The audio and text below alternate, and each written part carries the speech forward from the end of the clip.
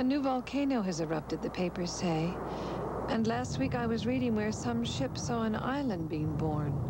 At first a breath of steam 10 miles away, and then a black fleck, basalt probably, rose in the mate's binoculars and caught on the horizon like a fly. They named it. But my poor old island, still unrediscovered, unrenameable. None of the books has ever got it right. Well, I had 52 miserable small volcanoes I could climb with a few slithery strides. Volcanoes dead as ash heaps. I often gave way to self-pity. Do I deserve this? I suppose I must. I wouldn't be here otherwise. Was there a moment when I actually chose this? I don't remember, but there could have been. What's wrong about self-pity anyway? With my legs dangling down familiarly over a crater's edge, I told myself, pity should begin at home. So the more pity I felt, the more I felt at home. The crucial passage is the passage about the flute and making the flute. She said, I'd drink an awful fizzy, stinging stuff that went straight to my head and play my homemade flute. I think it had the weirdest scale on earth. And dizzy whoop and dance among the goats. Homemade, homemade, but aren't we all?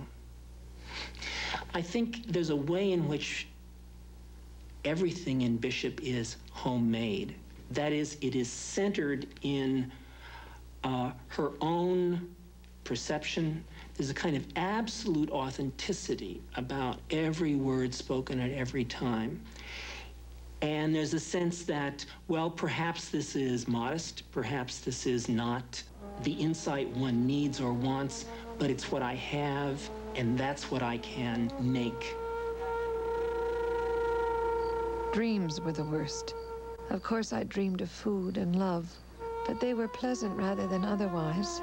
But then I'd dream of things like slitting a baby's throat, mistaking it for a baby goat.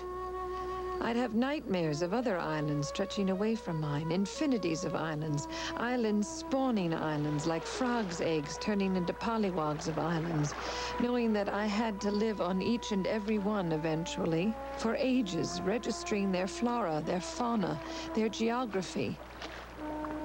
Just when I thought I couldn't stand it another minute longer, Friday came. Accounts of that have everything all wrong. Friday was nice. Friday was nice, and we were friends. If only he had been a woman. I wanted to propagate my kind, and so did he, I think, poor boy. He'd pet the baby goat sometimes and race with him or carry one around. Pretty to watch. He had a pretty body. And then one day they came and took us off. Now I live here, another island.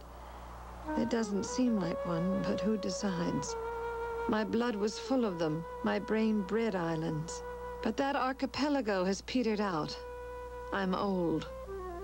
I'm bored, too, drinking my real tea, surrounded by uninteresting lumber. The knife there on the shelf, it reeked of meaning like a crucifix. It lived. How many years did I beg it, implore it not to break? I knew each nick and scratch by heart, the bluish blade, the broken tip, the lines of wood grain on the handle. Now it won't look at me at all. The living soul has dribbled away. My eyes rest on it and pass on. The local museums asked me to leave everything to them. The flute, the knife, the shriveled shoes, my shedding goatskin trousers. Moths have gotten the fur. The parasol that took me such a long time remembering the way the rib should go.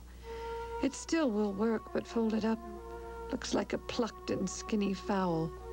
How can anyone want such things? And Friday, my dear Friday, died of measles 17 years ago, come March.